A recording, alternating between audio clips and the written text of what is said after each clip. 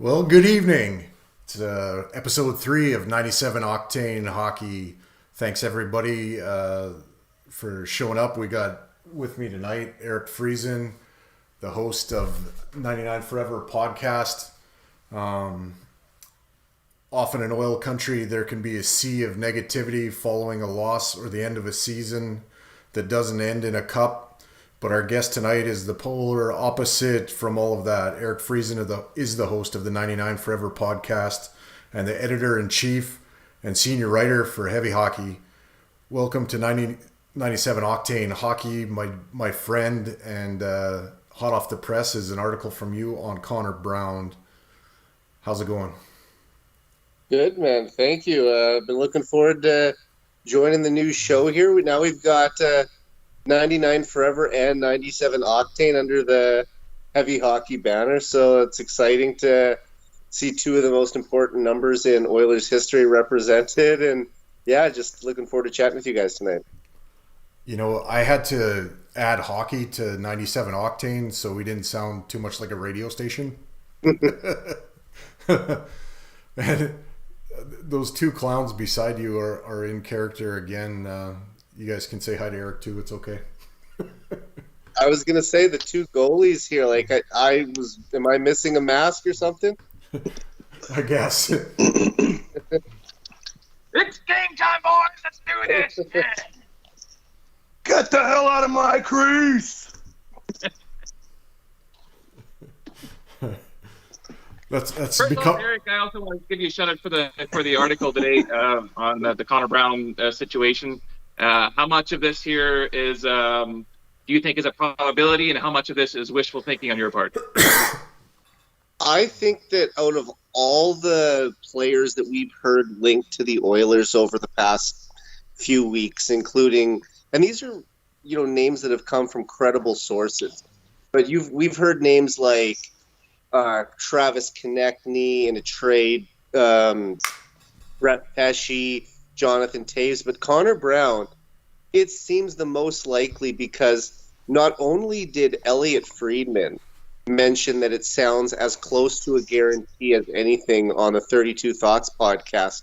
Did you guys see the clip of Luke Gazdick's new podcast? Because he had Connor Brown as his guest on his show, and it's only, I think, 4 or 5 episodes in as well. And he's kind of brought it up saying, hey, wouldn't it be cool for you to have a reunion with your old buddy from Junior McDavid?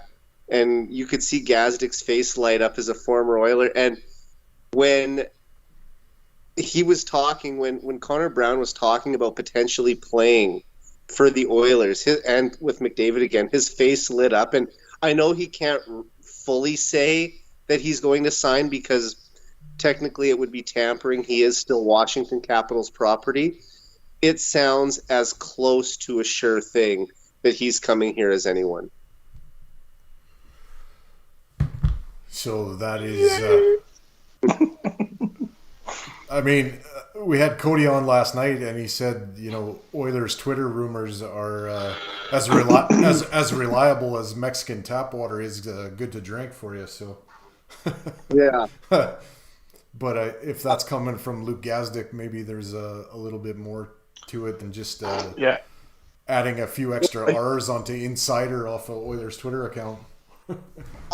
I just find it interesting that on Monday we hear Friedman bring it up on his podcast that he has talked to his sources around the league, and other teams are getting the sense that that's where Brown's going.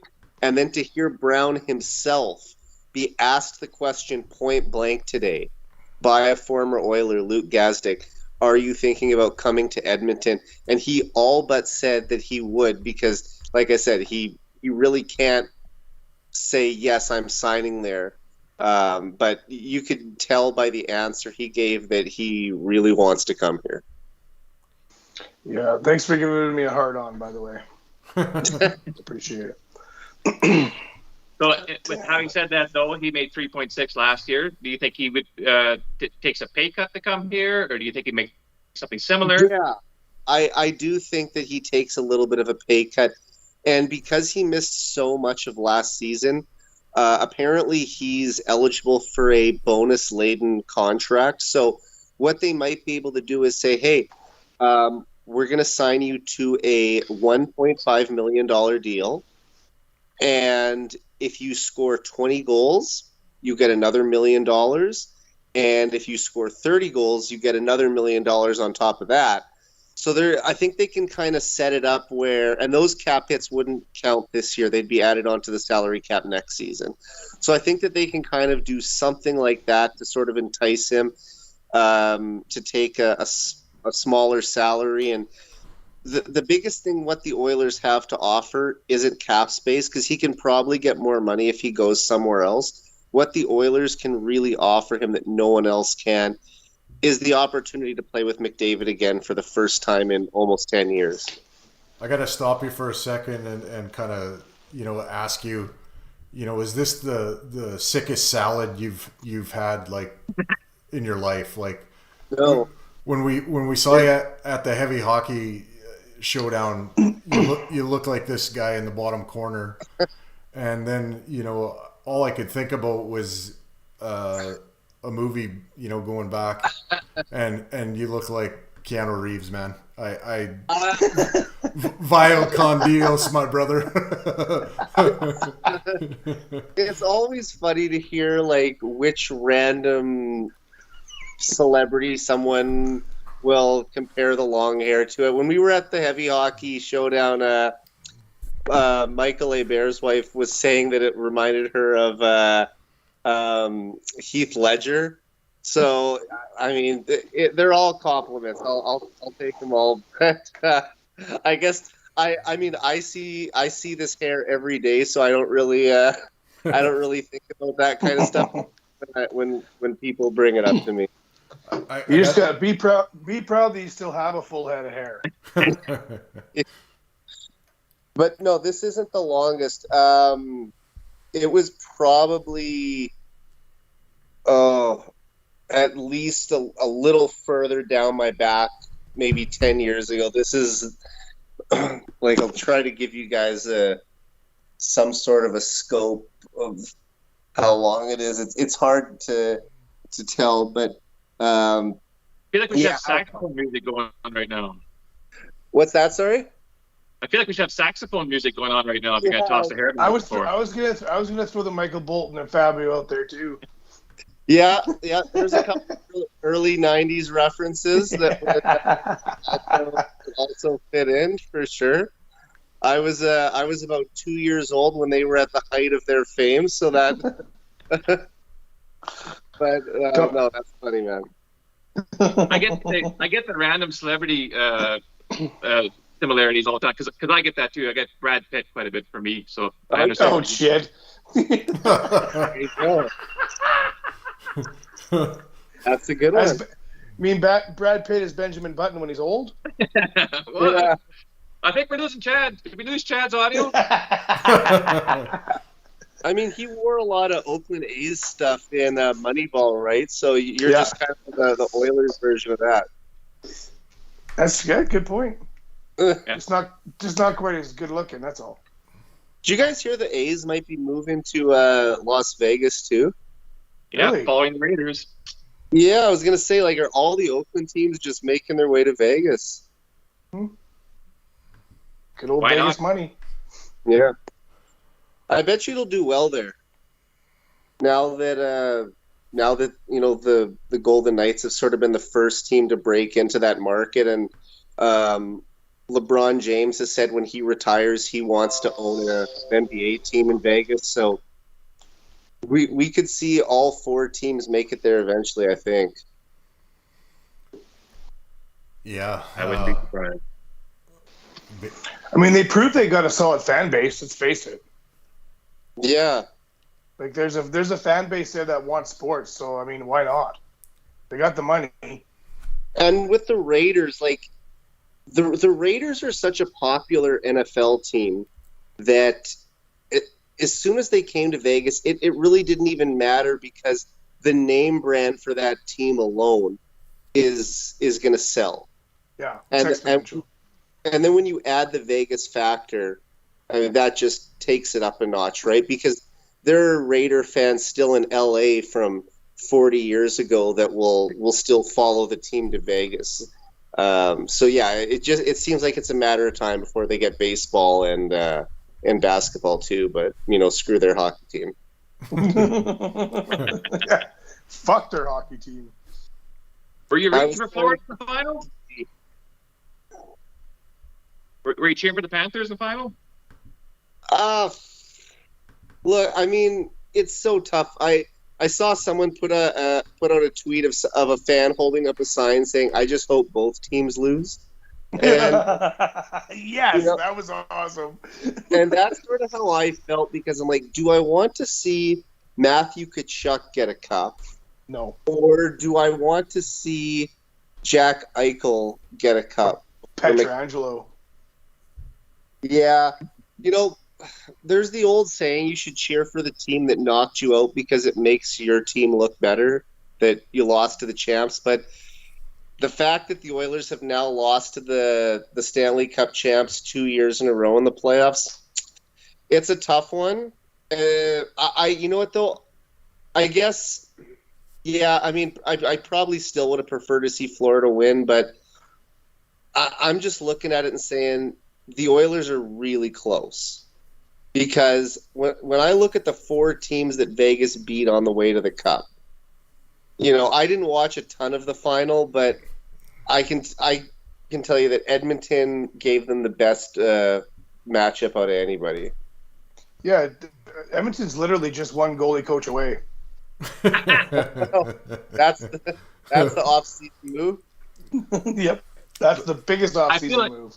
I feel like this is the perfect time for us to take a quick break, and I think Chad has some messages in regards to the Fire Dustin Schwartz movement. Go ahead, Chad.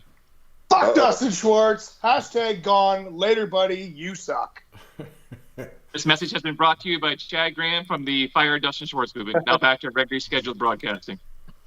Now, I know it's a different game today than it was, decades ago. But like Grant Fuhr has said that he didn't get his first goalie coach until he got to Buffalo, and that was in his 12th or 13th year in the league. And yes, I know the game has evolved a lot since then, but do you really think that a goalie coach makes that big of a difference for these guys once they get to the NHL? I'll give you Bob for that one. Yeah. Okay. I think in this day and age they do. Times were just different back then, 40 years ago. And for the most part, head coaches didn't even know how to deal with the goalies. My first couple stints as the goalie, there was no coach. There was no drill for you. You just stood there and took the pucks.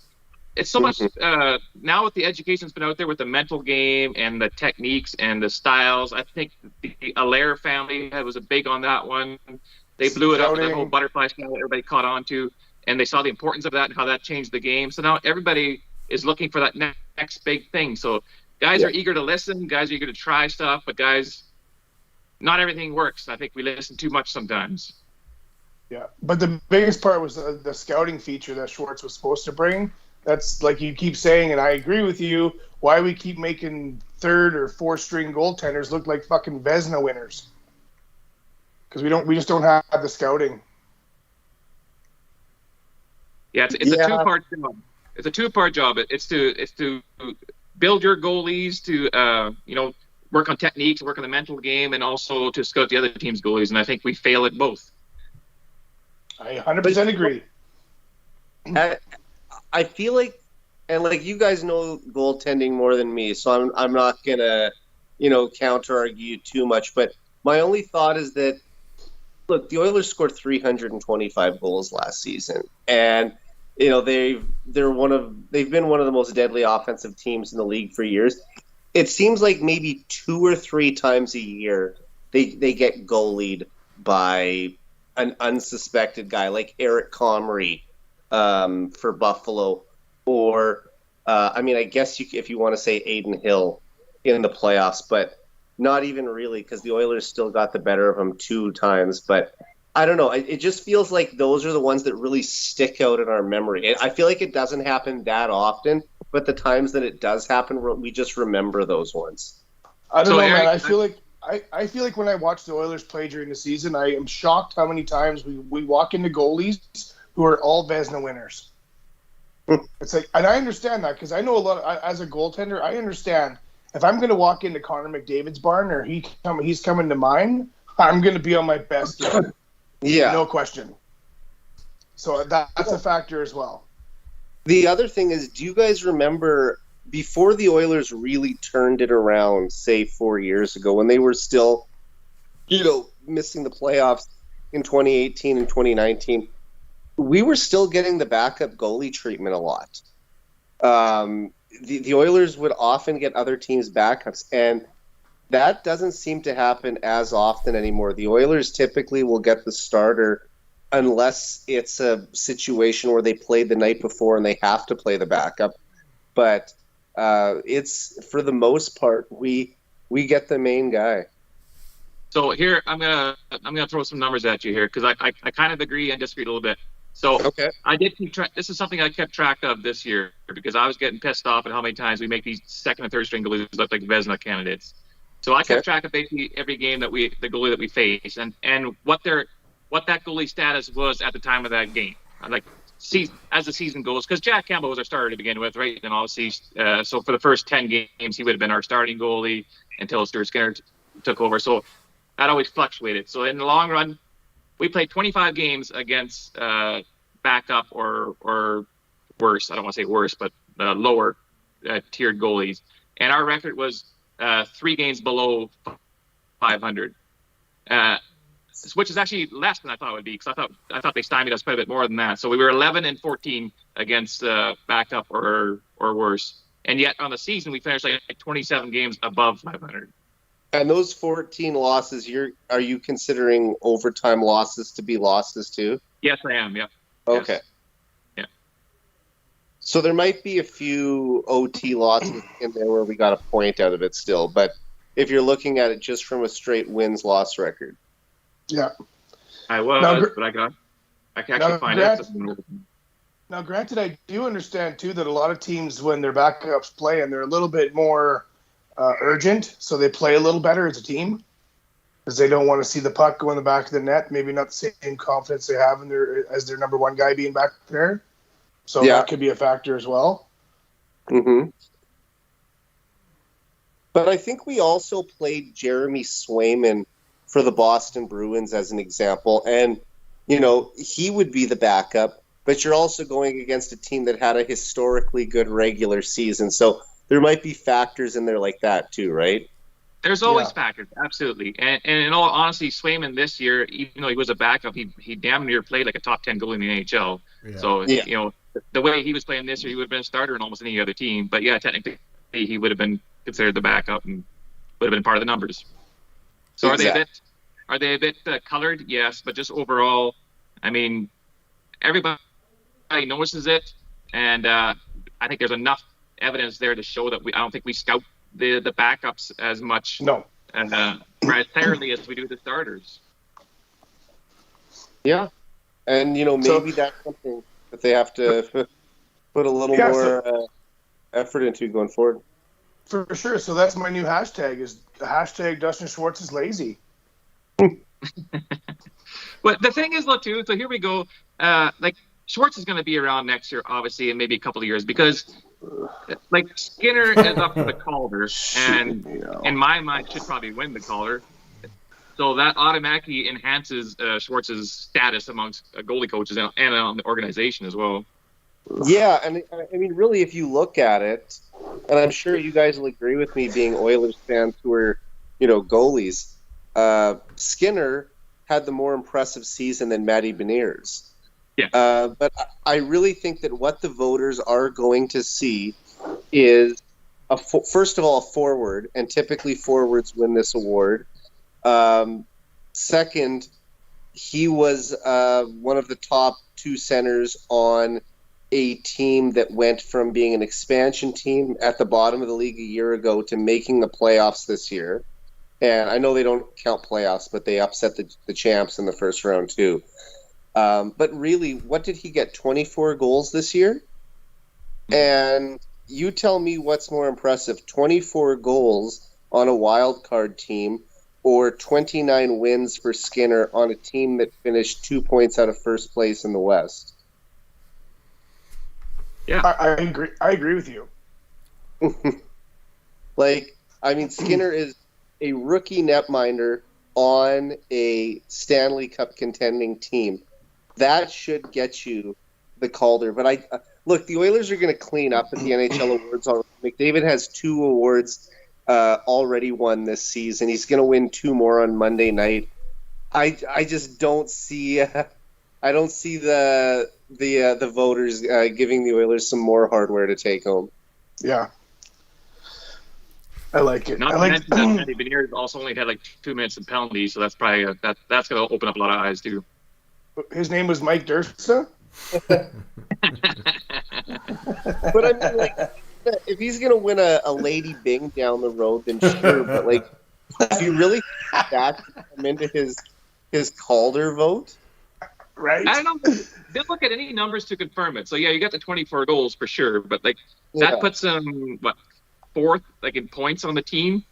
But we've seen some really impressive rookie years over, the decades, and he just happened to have the best offensive season of any rookie this year. But it's not like he was having a season for the ages or anything.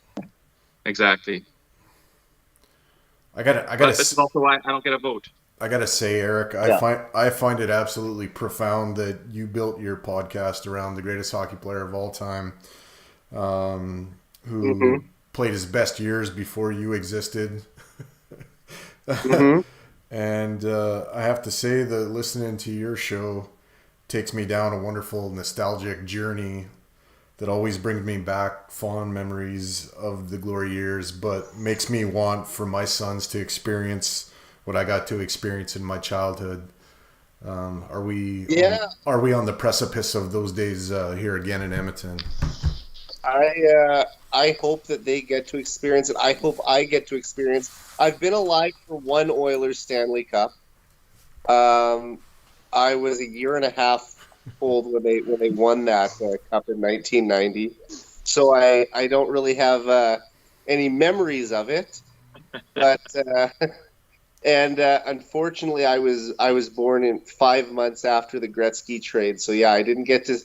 I was never alive for him to have any to play any games in an Oilers sweater.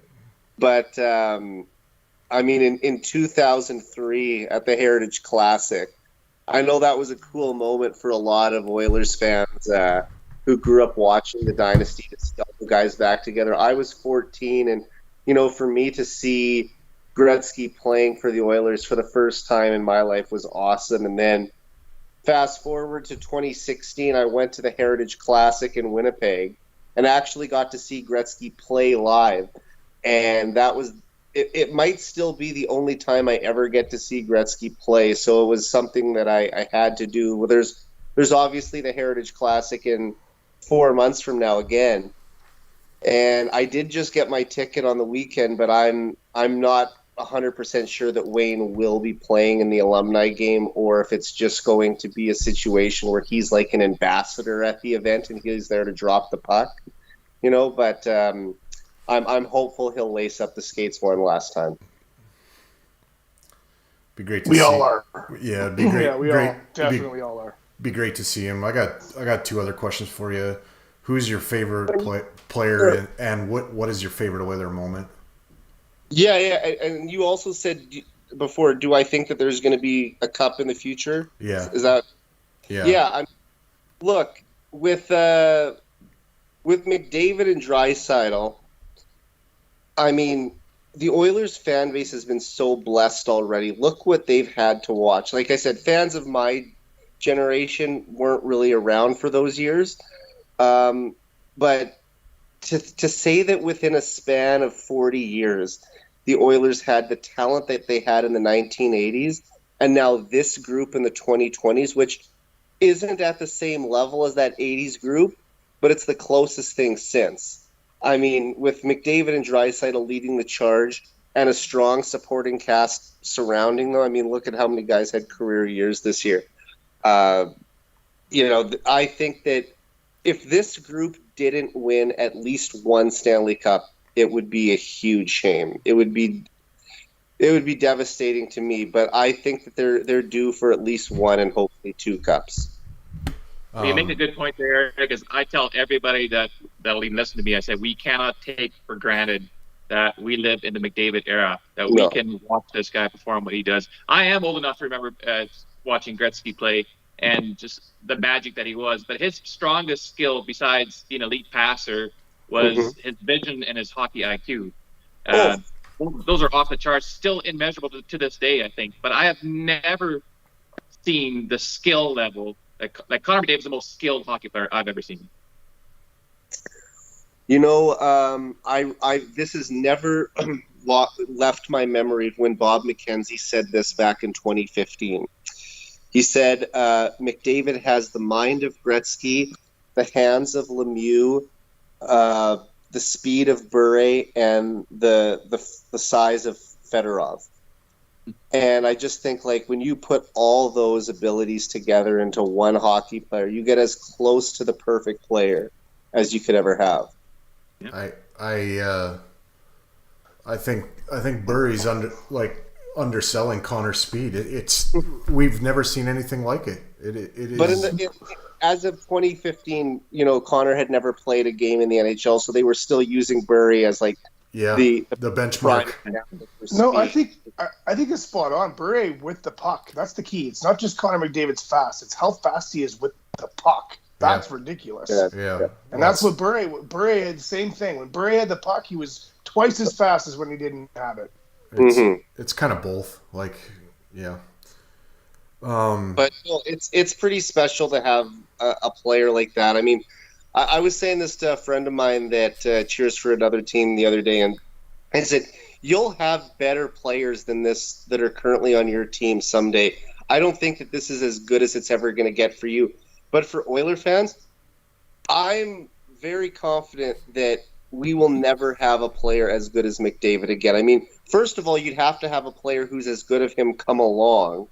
And then the Oilers would have to strike, lightning 3 times and get this caliber of player again, right? I mean, most franchises have never had a player that's anywhere near what Connor is. And the best he can ever hope for is to be number 2 in Oilers store, right? So, isn't that something? Like, you look at, like, Jonathan Huberdeau is like the Florida Panthers' all-time leading scorer, right? I mean, just to put in perspective of, like, what for other franchises, I mean, who's leading the charge? Like, who's the greatest Columbus Blue Jacket ever? Rick Nash? I mean, yeah. So, I mean, and there's franchises that, like Detroit, who's had Gordie Howe and Steve Yzerman, and you know, look at Boston, Chicago, some of these other teams, but Edmonton has really been in terms of talent. Sure, you can say the same for Pittsburgh. Yeah. Oh yeah. I mean, Pittsburgh, Edmonton, Montreal. You go down the list of like how much talent those guys have had through their roster. And sorry, Mike, I was going off on there a little bit. What was the other question you had for me? Favorite player and favorite Oiler moment. Growing up? Now, whatever you want. Now, okay. All time. Never. You know, because I got Bob coming on my show tomorrow night, and those are 2 questions I have for him as well. So, but I mean, favorite moment for like, if you want to talk about this specific Oilers group, sure. It would be the McDavid overtime winner against the Flames in Game 5 last year. Yeah, that one is pretty special. I would say in the salary cap era since 2005, that's the second biggest goal behind only Pisani's overtime winner in the final. Yeah. So those would be the 2 that jump off the page to me, at least for like the current era of Oilers hockey. I gotta field a question from Instagram today from Brett, surveyor Brett. I'll show you down on the bottom here. He says Vern's or Swan Pizza in Stoon. You know, it's funny because I've seen Brett tweet about coming to Saskatoon a couple times. I think he has family out here, or his wife has family out here, because I've seen him tweet about it. But I know my dad really likes Verns. He always used to have that growing up. I would say that I've had Swan Pizza more often than Verns. But yeah, both good. And the two of us have a deep appreciation for Paul Walker, and I got to ask you now, has Fast and the Furious transitioned from an action movie to comedic relief? Oh God! I don't think. Hey, I mean, look, yeah, there's comedy in it, but you know what? I'm one of those diehard fans that sticks with it and says, I don't care what anyone else said. I still love it. It's like the fans who, you know how there's people who just crap on Nickelback for the sake of crapping on Nickelback or whatever? And throw shoes. No, I don't crap on Nickelback for the sake of crapping. I knew them before they were Nickelback. I watched them live before they were not Nickelback. Trust me. Yeah, because they're from Hannah, right? And they were hard rock. Okay. Leader of Men is a pretty good song. That's going right back to the beginning of Nickelback, but that's a pretty good song. Yeah, but that's not what they were when they were in Hannah. That's not who they were. I saw them live when they were in bars. I guess you kind of have to change a little bit if you want to get on the radio, right? Yeah, commercialized. I know every Nickelback song, even though I don't like what they did personally. I understand what they did. But no, I mean, look, everyone's got a band that they like that they get ripped on for liking. Everyone's got a movie that they might like that some people will trash. And I mean, it doesn't matter what it is. Like, no matter what your interest is, you're always going to find someone who's like, oh, get out of here with that, right? So, I mean, no, like I still wear my Fast and Furious hat proudly. So, I got another one for you too. How does it feel to be the best stats guy the NHL, Sportsnet, TSN, and Oilers Nation have, and you should demand a pay raise from what you're getting from them right now? I don't know. You know what? It always is kind of cool to me whenever I beat one of the major networks or the Oilers' actual account to a stat. So, I don't know. If anyone who follows me knows I live tweet every Oilers game. I've tried to grow it and get better at it every year because, like, you know, some people have said, well, how do you have these tweets sent like 5 seconds after the goal is scored? And I'll give you a little peek behind the curtain and tell you that some of them are pre-written.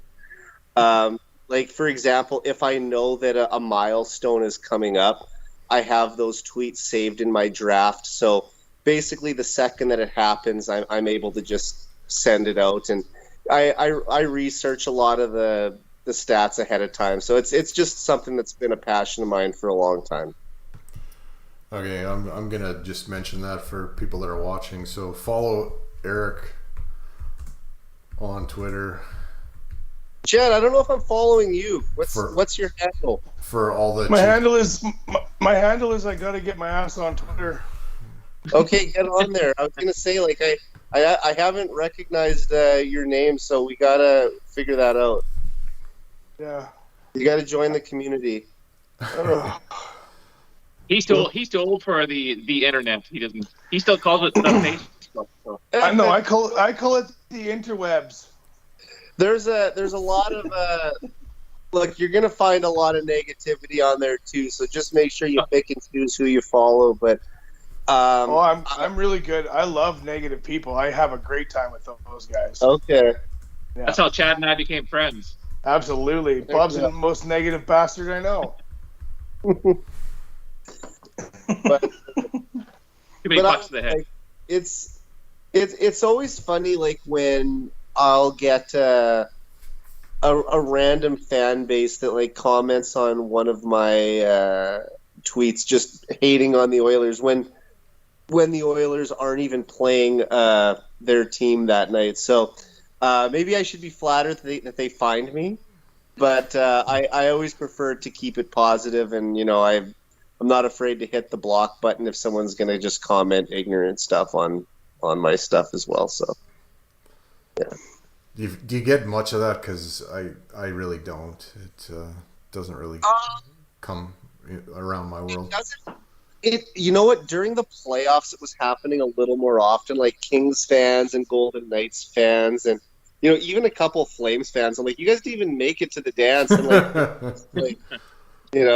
I just laugh at that. Like, yeah, you got no reason to chirp. Like, it's not. A lot of them aren't even like good laps at the Oilers or anything. So I'm just like, okay, if you got to get your shots in, like, maybe send it to a bigger platform. Like, I've got some followers, but I mean, go to the Oilers' actual Twitter account if you want more people to see what you're writing. So that was one of my favorite things of the previous season when the Avalanche swept us. Then I was getting all these chirps from like Canadiens fans and Maple Leafs fans and Flames fans laughing at us that we got swept. I'm like, there's 28 other teams that wish they had the opportunity to get swept in the conference finals. Yep, exactly. So shit on them all you want. We finished top 4. Exactly. There's only 3 teams that made it further than or did any better than our team that year. So I don't really, take too much when people say that. Just it's one of those things, and you guys can probably appreciate this more than I can because you were fans back then, but it seems like because the Oilers won so much in the 80s and early 90s that other fan bases in Canada, there might still be a little bit of lingering resentment to how good the Oilers were back then. Oh, there is. 100%. You're dead right, Eric. I talked to people of my generation and such, and there definitely is an underlying factor. I've had a Flames fan who's a good friend of mine who's actually confessed that even he'll never be able to wish the Oilers success because of how dominant we were in the 80s. Well, I mean, and I don't even blame the Flames fan because that's their team, right? I mean, I wouldn't want them cheering for us anyway. Yeah, exactly. But I mean, okay, let me ask you this one. Like, I really didn't despise the Maple Leafs until after McDavid was drafted there and their fans started clamoring that he should be in Toronto or that he doesn't want to go to Edmonton. Before that, I really didn't pay that much attention to Leafs, even if they were on Hockey Night in Canada every week, because they weren't a rival of the Oilers. It wasn't a team that I really I never liked them by any means, but there were a lot more teams that I disliked more than them. Vancouver? And now the Leafs have probably jumped up to number 3 for me behind only Calgary and Vancouver. Yeah. And that's been that way for almost a decade now, but really, like, that's the Habs and the Leafs are always going to get the most love, but also the most hate because they've been around for so long that people have strong feelings about them either way. I think the Oilers, they don't get that level of visceral sent their way that those guys do, and maybe that's a good thing. But there's probably still some lingering dislike because they had Gretzky and all that. So a lot of the Leaf hatred comes though from the fan base, but also the media, because everything is centralized in Toronto. So they are the top story no matter what. I mean, that year when Draisaitl first scored his 50th goal or something like that, the top story was William Nylander had re-signed before Draisaitl scored his 50th goal. Like, how is that top story? You know what? When Matthews got his 60th a year ago, it was a huge deal on TSN and Sportsnet.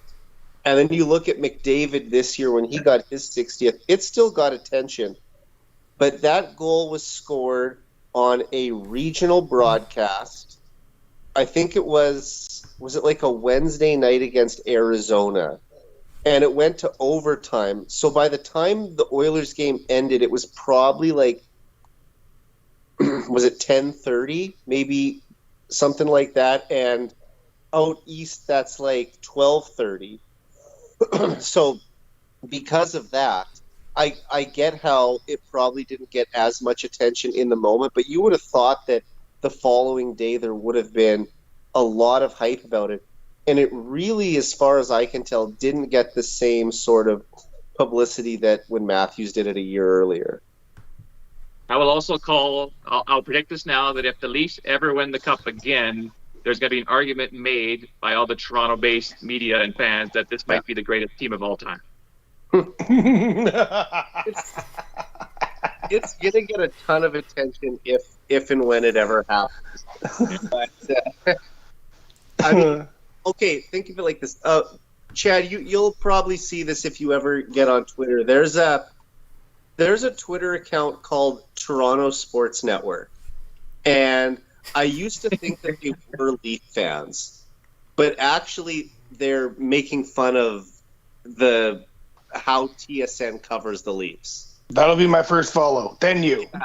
It's literally, it says TSN, like the real TSN logo, but it's got a maple leaf behind it.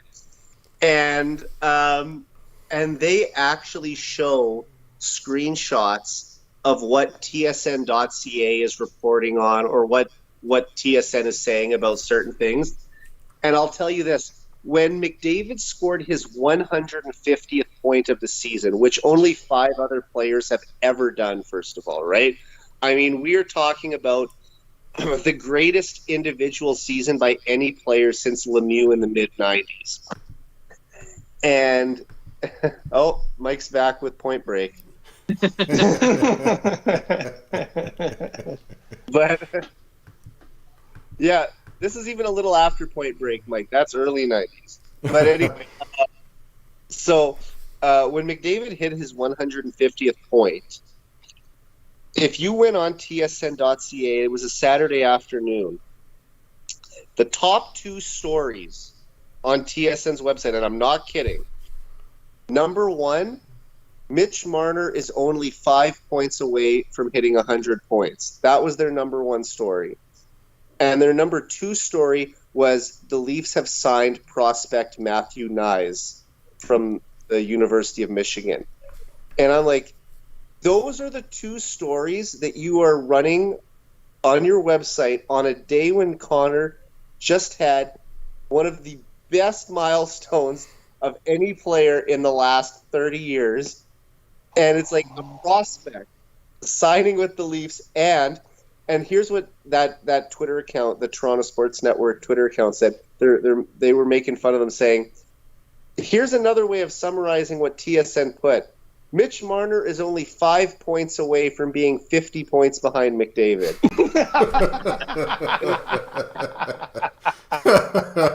and I think that's what TSN could have written instead. But it is what it is, right? So that's funny. I can't. I'm maybe a little bit. I just got to be careful who I follow, I think.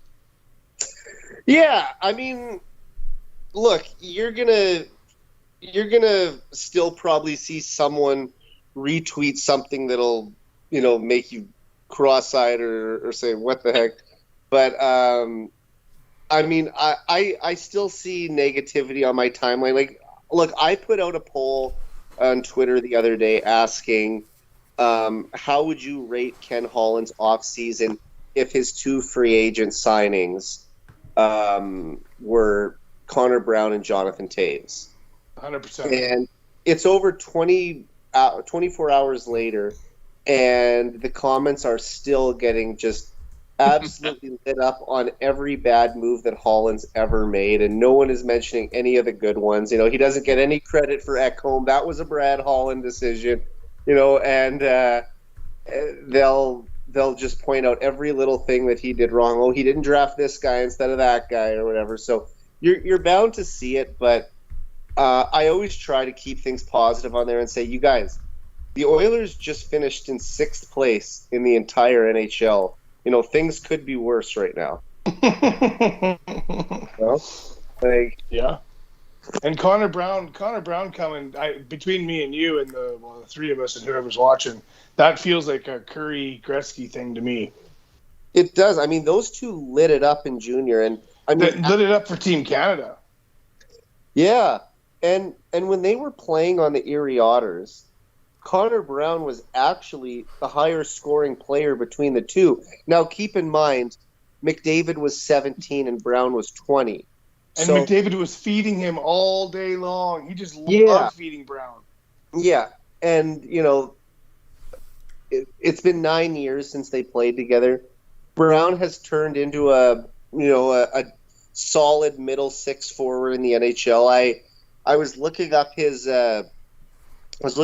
numbers today when I was writing that article, and he averages about 16 goals and 39 points a year. So, you're getting a guy who's like a point every other game type player, but now playing with McDavid, do those numbers go up? Well, because of their chemistry. Yeah. So that's why I said in my article, it wouldn't shock me if he turns into a 25-goal, 50-point guy. So with the success he had in junior, how much of that do you think was tied in with McDavid more so? Because in the end, like Brown was still a 6th-round draft pick, considering how successful he was in junior. That seems a very low draft pick. Well, I'll tell you this. He normally players make their debut in the WHL, and players who go on to play in the NHL, they make their WHL debut or OHL debut, I guess, at age 16. Brown didn't debut until he was 17. So he still was playing junior A hockey for one extra year. And in his draft year, he had like 53 points in 65 games or something like that, which is respectable numbers. But it's, you want to see NHL quality players right around a point per game in their 18-year-old season. And he was about 10 points below that. Then the next season at 19, he was a point per game player. And that's the type of season where at 19, you'd like to see them doing even better than a point per game. So he was a late bloomer. And then you look at that 20-year-old season, he just absolutely tore it up with McDavid. He had 128 points. And like I said, McDavid is responsible for a lot of that. But I also think that they work well together. I mean, before Zach Hyman came to Edmonton, what was his career high? I think his career high in points was 41, and his career high in goals was 21. So this past year, he had 37 goals and 83 points. I mean, he doubled what his previous best output was. So I think that there's an opportunity for McDavid to come in and have, or Brown to come in and have maybe not the exact same impact because he's not going to be on the power play, but I could see him, picking up his offense. Well, oddly enough, like Hyman's next second greatest season was his first season with the Oilers. So he's had his two best offensive outputs as an Oiler. But what I do like about the Connor Brown thing, though, is he's going to come to us with a bit of a deal. That's what I like. Yeah, I mean, here's the thing. He's pushing 30, and he's coming off a major knee injury that kept him on the shelf for 8 months. So there's a little bit of risk involved with that as well. There might be some teams that look at his age, look at that injury, and say, we don't even want to touch that. And for the Oilers, they're getting a guy who, I mean, he's obviously cleared by doctors if he's able to sign. You have to pass a medical and physical and everything. So he's probably got the green light that he's good to go. And it's not like speed was his number one asset as a player anyway, so I'm not really worried about the knees slowing him down. But, yeah, it's going to be interesting to see how he slots in, because I'm sure that he's going to have a discussion with Ken Holland and say, sort of the same thing as when Hyman signed there. I hope that there's a decent opportunity to play with McDavid. Yeah. Yeah. At least have a shot at it. Now, that, if I'm not mistaken, this was also Connor Brown's first major injury, correct, in the NHL? Yes. Actually, he went 5 straight years without missing a single game. And then he missed 18 games with a broken jaw 2 years ago. And then this past year, he missed basically the whole season. So other than that, he has had reasonably good health. But he's in his prime window as well. Like he's now, 29 or 30, something like that? So yeah, he's just turned 29. 29. So he should be able to heal up pretty quickly and get his strength back. I mean, you never know with a knee, right? I mean, when you tear your ACL, some guys are going to come back better than others will from it. I'll put it to you this way. If the Oilers were signing him to a 3 or 4 year deal, I'd be a little more concerned. But for him to sign a 1 year deal for, like I said, hopefully the cap hit is on the lower side, it really doesn't concern me as much. Yeah, like there's no risk if you do that. Like really, because you're bringing in a guy who knows Connor, who Connor's happy with, and could very well be a consistent line mate. That's what we're missing right now. Exactly. Okay, and the other thing is, with Yamamoto probably heading out the door in a trade in the next week, that opens up a spot at right wing where Brown will slide into, and we know that Jay Woodcroft mixes and matches his lines throughout the season. So I don't think that Brown will be a permanent line mate for him. Like one of the big reasons Zach Hyman came to Edmonton was because of the same thing, the opportunity to play with McDavid. So let's just say that the top line for opening night is Evander Kane, Connor McDavid, and Connor Brown on the top line. And then your second line is Nugent Hopkins, Draisaitl, and Hyman. I mean, that's a really good top six. That's as close to the best top six in the league as I think there is. Yep. So, and if Connor Brown is the worst player in that group, that's a pretty good player to say he's your sixth best forward. If he's the worst player in your top six and he scores 15 goals, that's a pretty damn good top six. Yeah. And I would expect more. Like I said, he's averaged 16 throughout his career. You would be expecting him to hit the 20-goal mark playing with McDavid. And you know what? Maybe he has to slide down every once in a while because Hyman comes up. I really love that line of Hyman and Kane on McDavid's wings. So there could be stretches here where we see those guys playing with McDavid instead, and maybe Brown goes down and plays with Draisaitl. So there was something else that happened today. Early this morning, news broke that the Arizona Coyotes were buying out Zach Kassian. Yeah. So I want to quickly play my fun little clip of Kassian, then you guys can talk about your favorite Kassian moment if you have one, but they might be part of this little clip, but I'll show you right now.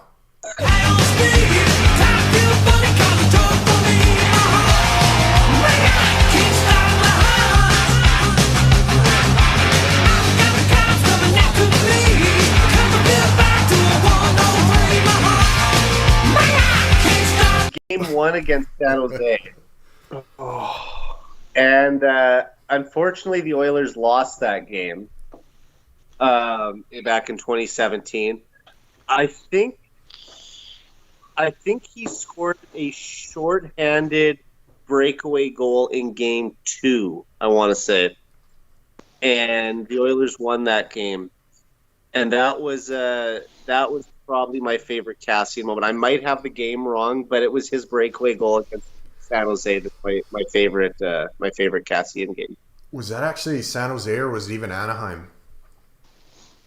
No, the breakaway goal was against. I think he scored 3 goals in that series actually, because he scored the winner in a 1-0 game on the road against San Jose too. So no, it was he was just man on a mission in that series. He was hitting everything in sight, chipping in some big goals. Definitely a player that Oilers fans love. I don't think I added my mic to that clip, but if I didn't, I'll show it again, then I'll say something about it.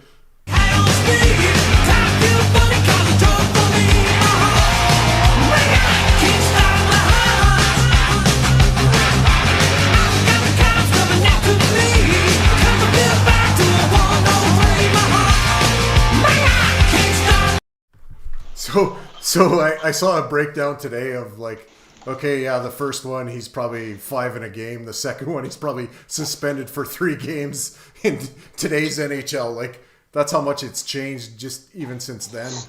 Yeah, well, it's funny because I have a buddy that I went to university with who's a Sharks fan, and I remember at the time him messaging me that Cassian should have got at least something there for leaving his feet on the hit. But you know what?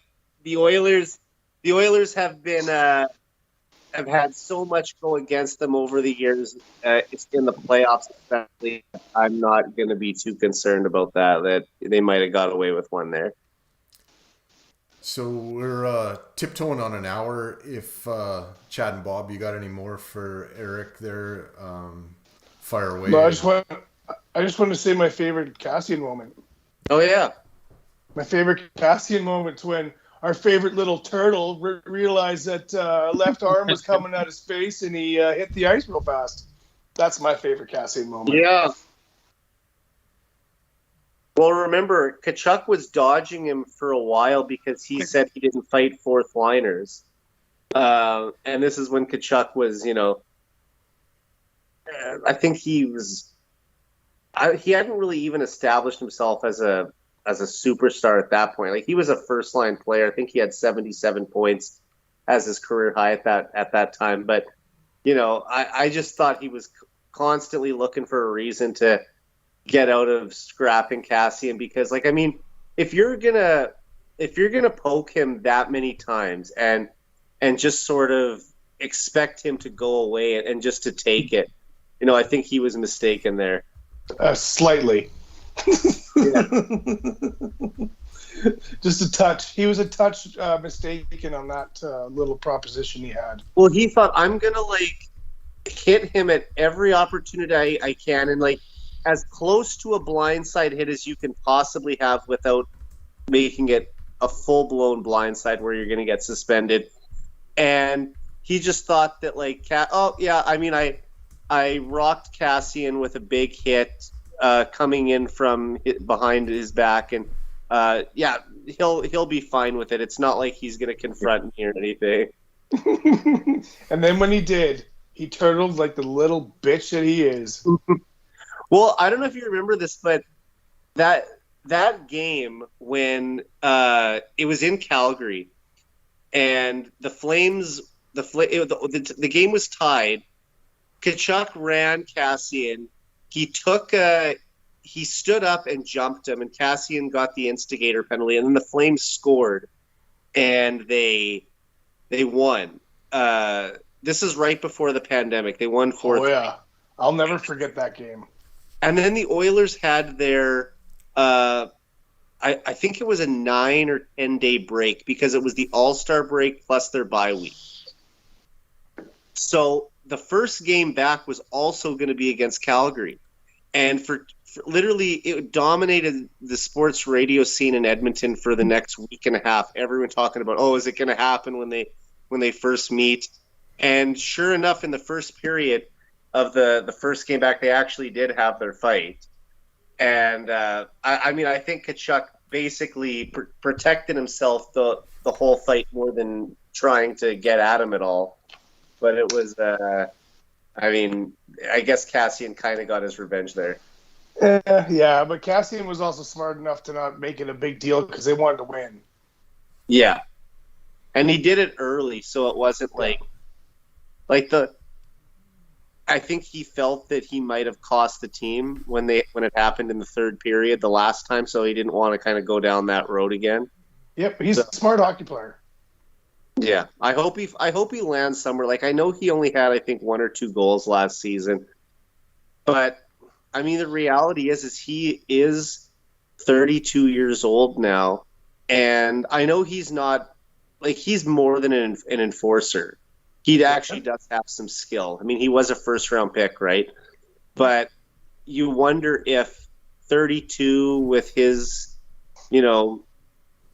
injuries and everything that's come along in his career, and is there another opportunity? I'd love for him to find a job somewhere, but if it's not in Arizona, you wonder where it's going to be. I mean, Cassian would have been a really nice on our third line last playoffs. I mean, I guess they could bring him back for the league minimum, but I think that they'd probably rather invest that money somewhere else when the cap's so tight. Yeah. I think the pandemic is kind of what got the Cassian, because he's the guy that fed off the crowd so much. He got all his energy from that kind of momentum. And then when they started playing in the bubble, there was nothing to feed him. He just seemed unmotivated. He seemed like off his game, and he never really found it again after that. No, that he was probably one of the players that was affected by that more than anyone. But yeah, it's look, if his career is done, he was able to play in the league for over a decade. He played with some pretty good players. He played on a line with the Sedins in Vancouver. He played at times with McDavid in Edmonton. The guy went on a couple playoff runs. I think that he can be satisfied with what he did in the NHL, and he still has money coming to him. He's still owed a few more $1 million from the Coyotes, so he'll be okay. But he came off back 15 goal seasons with the last 2 years of the Oilers. So, like you said, he did have the skill too. Good, some decent hands. And you know what? Not to either defend Holland or not or whatever, but we have to remember. I'll say this: Holland probably didn't need to sign him to the extension he did mid-season when he was having sort of a career type year with the Oilers. They probably could have waited to the off season and then reviewed where he was at. But at the same time, the Oilers were under the assumption that the salary cap was going up $3 or $4 million that summer. So if you want to blame Holland for signing the extension when he did, that's fine. But Holland also didn't envision a global pandemic coming that was going to shut the league down. So you can't fault him for that one. I think that it was a bad circumstance, and at the same time the Oilers were losing Oscar Klefbom for the rest of his career, and Adam Larsson was moving on to a different team. You think about if some of those things would have went differently, like how much further ahead the Oilers could even be right now than where they are. I agree. What do you But want? you got to hate the what if. So let's go with the what now. People love to do the. I mean, look, it's the whole thing. Like, should the Oilers have drafted Cole Caulfield instead of Philip Broberg? It's like, yeah. I mean, looking back, but a bunch of teams passed on Caulfield as well because they thought he was too small, and it just I always say this. I know that happened after the McDavid draft, but I no longer feel bad about anything that happened before the Oilers got McDavid. I've let that go because every bad decision before McDavid led to them getting McDavid. If you want to get mad about stuff that happened in the McDavid era, go for it. But like at some point we got to say, okay, you know what? Yes, should they have drafted a player in 2015 with that second first-round pick they had instead of trading it for Griffin Reinhart? Sure. Should they have not signed Milan Lucic and traded Taylor Hall? Sure. There's all these things we can point to. But look at where the team is right now. We got Evander Kane. We've got Zach Hyman. Some of these like top-end wingers that have come in and filled out those spots. So, yeah, they bled some talent over the years, but they've also acquired some pretty good players, too. And we still got Nuge. And they still got Nuge. Yeah. And another thing? People are going to rip on the Darnell Nurse contract, and, maybe rightfully so. Maybe people will say he's overpaid by a couple $1 million, but if the salary cap jumps as high as they think it will, like it could realistically be $90 million 2 years from now. Wow. So, I mean, his $9 million won't be as big of a, or as hard to stomach as it is when the salary cap's $90 million as opposed to $82 million. Yeah. And the other thing, and I'll bring this back because Chad, you mentioned this about the relationship with with McDavid and Brown, you can never have too many of McDavid's friends around when you're trying to convince the guy to stay in Edmonton forever. And not everyone knows this, but Darnell Nurse is one of Connor McDavid's best friends. Yeah. And some people say, oh, you can't just like keep a guy around for that. Well, I'm telling you this, the fact that Darnell Nurse signed for 8 years increases the likelihood that McDavid will sign for 8 years again, too. Yeah, they want to win. They want to win. I have nothing against Darnell. I like Darnell Nurse, so I'll never dog Darnell. No. My only beef with Darnell, like you mentioned, Eric, is his salary, because we do pay him top 10 D-man money. He's not a top 10 D-man in the world. He is still in the playoffs. So when he got stuck with whoever they threw at him and didn't have a consistent partner, I'm going to say Darnell did just fine. I'm a Nurse fan. I am a Nurse fan. I'm not a fan of how high his salary is, but I'm a Nurse fan, and if that's what it takes to keep the guy, and like you're saying, Eric, if we look at it as an investment to possibly keep in McDavid even longer, then it's worth it. And bringing Ekholm's only going to be better for Nurse, because now you have that veteran to lean on. And Draisaitl is another one of McDavid's very best friends. Like you look at their Instagram, they're taking pictures together in the summer. In Italy? They're doing stuff, right? Like they're buddies, right? And it's not just teammates on the ice. They're legitimate friends off the ice and do stuff together in the off season. And I'm telling you, number one, I think that Nurse helps the chances McDavid never leaves, but also I don't know if you guys get this feeling, but I just feel like McDavid and Draisaitl will always play together for their entire careers. I don't think that those two guys will ever want to be separated. I agree with you. I think it's a Crosby-Malkin situation there. I really do. I think they're tight, and they want to play together and feed off each other. And people think this is a hot take, but I know that Crosby and Malkin have won more. But actually, McDavid and Draisaitl are the more dominant duo. Oh yeah. Just look at the numbers. And Sid, don't think Sid won't say the same thing. Oh no! And look, winning is the ultimate goal, and the Oilers have yet to do that, and the Penguins have done it 3 times. But McDavid's numbers are superior to Crosby's numbers, and Draisaitl's numbers are superior to Malkin's numbers. So, I think it was even Ryan Whitney who was talking about this on his Spit and Chicklets podcast. And he said a lot of people in the States don't watch these guys and don't realize how good they are because they either live in the East or live in the U.S. and they don't see McDavid and Draisaitl that often.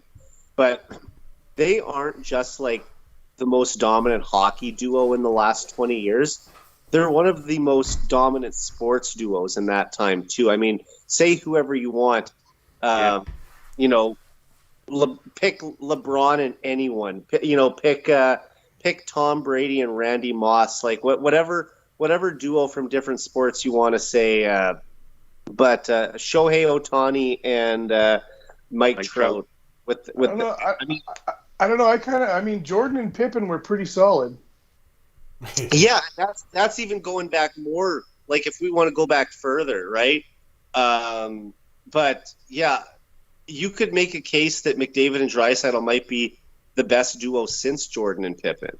Yeah. That's what Big Nasty was trying to say. And at the same time, at that same time as Jordan and Pippen, you also had like Montana and Rice, and before them, in the 80s, Gretzky and Curry. Oh, yeah. Lemieux and Yager. And that's one of the reasons that gives me, if we're going to end the show, or close to soon, I'll end it on this, is that if you look at most of the teams that have won cups over the decades, they've always had the 2 big pieces at the front, whether it's, Forsberg and Sakic or Fedorov and Yzerman, or just go down throughout the decades of all the cup winners. They've always had those 2 big pieces at the top of the roster. And with McDavid and Draisaitl, you just get the feeling it's going to happen. Well, that puts a positive light on Vegas winning a cup and pissing us all off. Just for you, Mike, for your show, I'll try and find that quote that Connor Brown said about McDavid today.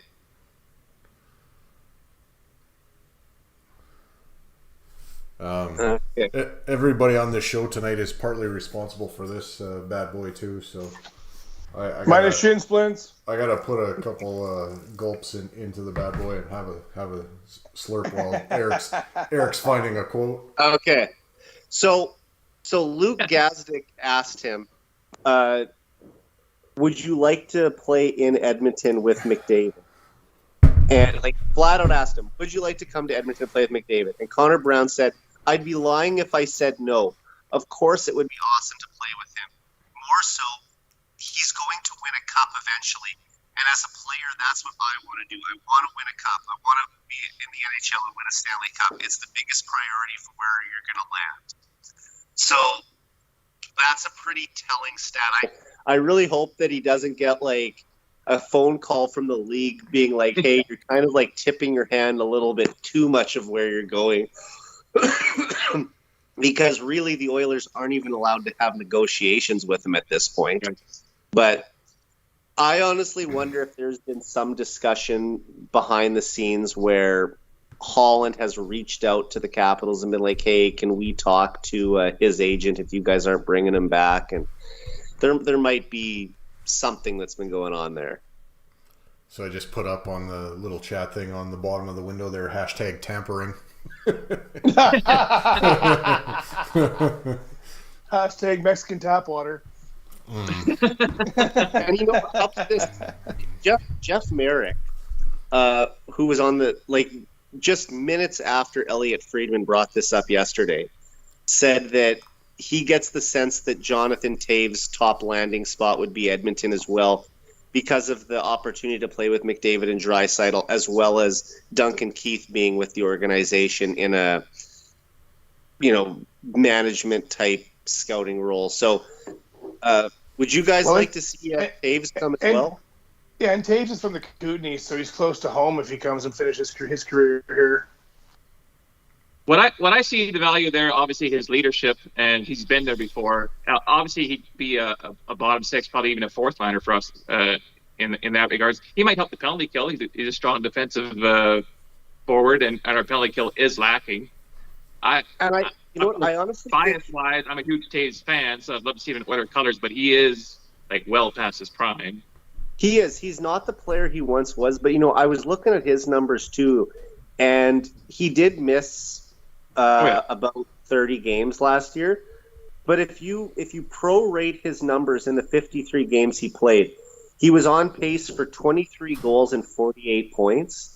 And those are good numbers for any player, let alone a guy who's on one of the worst teams in the league. And I think if you bring him in and put him on the third line, he could still potentially score 20 goals. Oh, you put him with Ryan McLeod. That'd be a fun thing to watch. Yeah, I'm thinking of Dylan Holloway, Ryan McLeod, and Jonathan Taves. Holy shit! Oh, you just give me another hard on. You give me another hard on. I mean, when you think about how dominant that top six is that we talked about, and you've got that line, and then you're sending out a fourth line of Klim Kostin, Derek Ryan, and Warren Fogle. I mean, it's a pretty solid top four line. Oh man, so you get me lightheaded if you start talking that way. I know.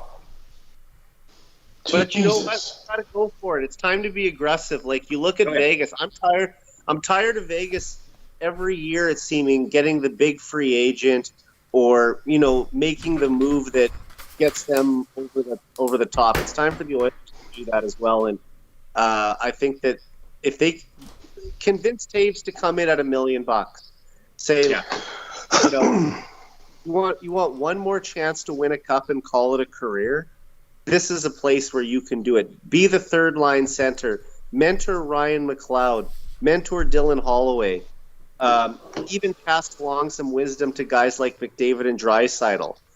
They could make this happen. I think that there wouldn't be many spots that'd be better for him than Edmonton.